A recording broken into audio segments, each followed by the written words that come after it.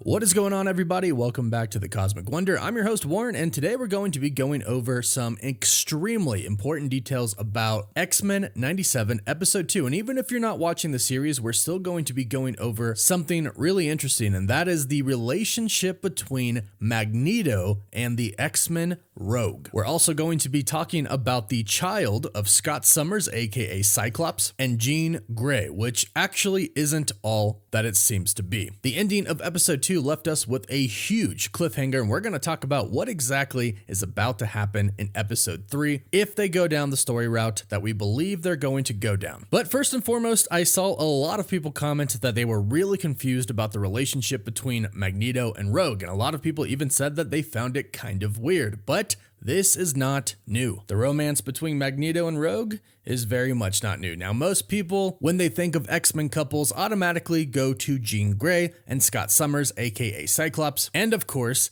Gambit and Rogue. And it looks like right now they kind of set up a love triangle between both of these relationships. We have Rogue, who is supposed to be with Gambit, but now Magneto is introduced into the equation, and Scott, who was supposed to be with Jean, but now another Jean is introduced into the equation as well, right after they had their child, Nathan Summers. And most of you have probably caught on by now, but Nathan Summers is actually the mutant Cable, the mutant telepath and kinetic and soldier who time travels. And if you know about Cable, you know that his father is indeed Cyclops, but his mother is not Jean Grey. So we're going to break down these extremely important scenes for Episode 2 in this video. And if you're new, be sure to subscribe to the channel so you don't miss out on any of the latest X-Men 97 videos, and of course, so you can stay up to date on the MCU as well. So in Episode 2 of X-Men 97, it was revealed that Magneto and Rogue have a past with each other, and it's heavily implied that this is a romantic past and a romantic relationship that they shared with each other. Now, Rogue seems to be a little bit resistant towards Magneto, and she tells him that no one can know about their past with each other. Now, if you're wondering if there was any of this past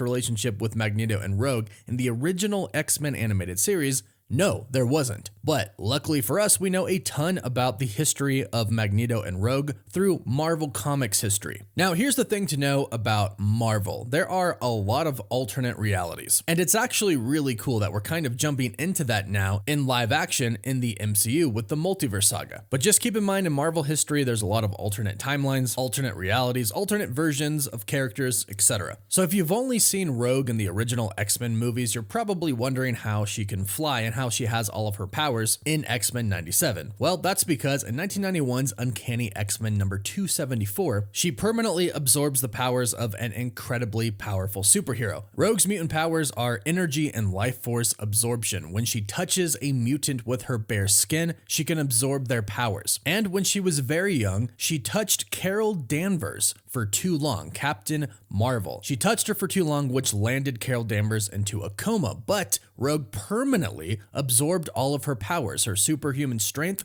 and her powers of flight. She also absorbed her memories, and when she went through what is called the mystical portal called the Siege Perilous, it split Rogue into two different people, and one of them was the original Rogue that was just herself, and the other one was a version of Carol. And the version of Carol realized that she could not survive if Rogue was alive. So Rogue went to the Savage Land, but Carol followed her. But at the Savage Land, Magneto killed Carol. Now keep in mind, this is not actually Carol Danvers. This is just the split version of Rogue that was the Carol personality. So Carol Danvers did not die. But this other version of Carol did die, and now Rogue was left with all of the powers of Carol Danvers. But this is where the relationship between Magneto and Rogue comes into play, because they both found out that Rogue could actually touch Magneto. So this is where we're kind of getting into the story for X-Men 97, where Magneto tries to take Rogue's glove off so he can touch her, but she pulls away. However, we are not done with the story yet. This takes place in the main universe when Magneto touches Rogue and they realize that she can actually touch him. However, Magneto ends up killing the enemy Zaladane in cold blood, and Rogue gets absolutely horrified and terrified of Magneto, so she leaves him before anything official can really start. However, and here's the really cool part, in an alternate reality, in the Age of Apocalypse reality, Rogue and Magneto actually get married and have a kid. In this alternate reality, a young Charles Xavier ends up dying and he leaves Magneto to form the X-Men himself, which is kind of what we're dealing with here in X-Men 97. Now, a young Charles Xavier didn't exactly die. However, Charles is gone and he does leave the X-Men to Magneto. And here's where we get even more close to what they're doing in X-Men 97. In this version of this alternate reality, Magneto does form the X-Men and Rogue is one of Magneto's top X-Men. However, she was in a relationship with Gambit at the time, pretty much what we see now in X-Men 97. However, when Wolverine, who in this reality was an enemy to the X-Men, attacks the three of them, Magneto, Rogue, and Gambit,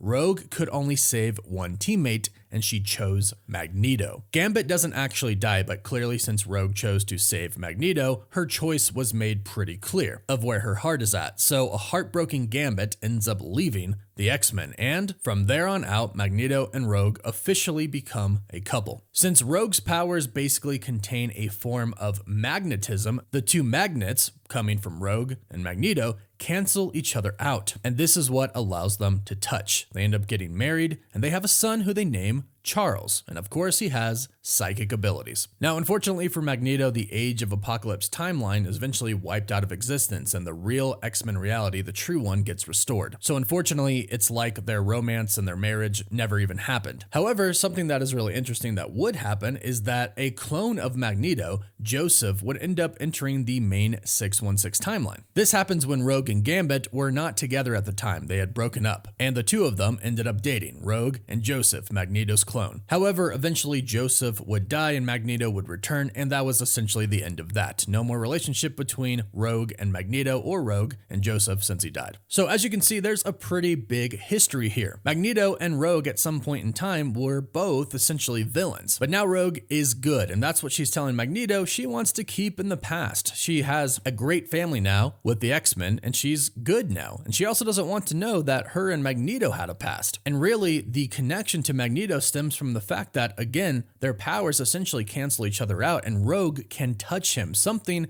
that she can't do with anybody else. And if you think about it, I'll try to keep it a little PG here, but you kind of need to touch your partner when you're in a relationship with them. So this is obviously something that is extremely important to Rogue, being able to physically touch somebody without essentially killing them. That was something that was explored in the original X-Men live action movies as well. So this is the past of Magneto and Rogue. That's what you need to know about episode 2. Now, as far as the new person coming in who claims to be Jean at the end of episode 2, this can confuse a lot of people, but really, we have the story for this in the comics. Like I mentioned, Cable isn't exactly the son of Cyclops and Jean Grey. He's the son of Cyclops and Madalyn Pryor, who is a clone of Jean Grey. So, knowing the fact that Jean, who we think is Jean, and Cyclops named their son Nathan Summers, who is Cable, we can assume that the person who had the baby with Cyclops, who they believe is Jean, is actually Madalyn Pryor. And the Jean that came in at the very end of episode 2 is actually probably the real Jean. It makes even more sense when you realize that in the comics, Madalyn Pryor is a clone of Jean created by Mr. Sinister. And Marvel Studios has already told us that Mr. Sinister is going to be the villain, the main villain of the X-Men 97 series. And Mr. Sinister has popped up several times throughout the original animated series. Plus, not to mention, in season 2 of the animated series, Mr. Sinister actually kidnaps Jean. This is probably where he clones her. He most likely clones her, creating Madalyn Pryor, then lets Madalyn Pryor go, keeping Jean. Jean most likely just broke out of Mr. Sinister's clutches and has now fled back to the X-Men. The reason that I assume the Jean that came in through the door at the very end is the actual Jean is, again, because Cable is actually the son of Cyclops and Madalyn Pryor, not Cyclops and Jean. And I think we're going to find that out very soon, probably in the very next episode. Now, it's important to note that Madalyn is the Goblin Queen, so she's not exactly a hero. In fact, she's a villain a lot. Her story is very complicated, and honestly, it could go either way in the animated series. She could end up working for Mr. Sinister, or she could stick around with the X-Men. It's unclear at this point in time if she knows that she is actually the clone of Jean Grey and is just pretending, or does she actually believe she is Jean Grey, which is something that happens in the comics. Either way, it looks like we are in for a very interesting episode 3 of X-Men 97, with the relationship of Magneto and Rogue being teased with Gambit overseeing what happened there at the end, and with Madalyn Pryor coming into the equation. So go ahead and let me know what you think about episode 2 and what you think about the relationship between Magneto and Rogue and about Jean Grey and Madalyn Pryor. Let me know your thoughts in the comments down below. Please don't forget to like this video and subscribe so you can stay up to date on all X-Men 97 episodes and of course the MCU. And if you subscribe and leave a comment, you're automatically entered in our giveaway for a chance to win an Xbox Series X, a PS5, and some Marvel Legends items. The winner gets to pick one item, and we pick one winner at the end of each month. You can find us on Instagram and Twitter, and as always, thank you all so much for watching.